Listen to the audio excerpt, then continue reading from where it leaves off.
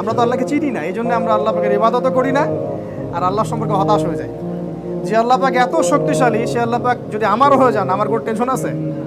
সে আল্লাহ পাকের ইবাদত করে যদি আমি আল্লাহকে পেয়ে যাই, আল্লাহর ওলি হয়ে যায়, তাহলে আমার কোনো টেনশন আছে? ব্যাস।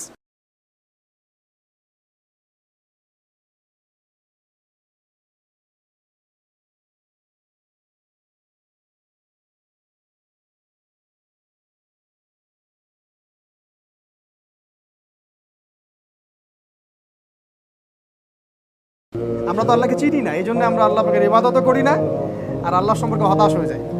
যে আল্লাহ পাক এত শক্তিশালী, সে আল্লাহ পাক যদি আমারও হয়ে যান, আমার কোনো টেনশন আছে? সে আল্লাহ পাকের ইবাদত করে যদি আমি আল্লাহকে পেয়ে যাই, আল্লাহর ওলি হয়ে যায়, তাহলে আমার কোনো টেনশন আছে? ব্যাস।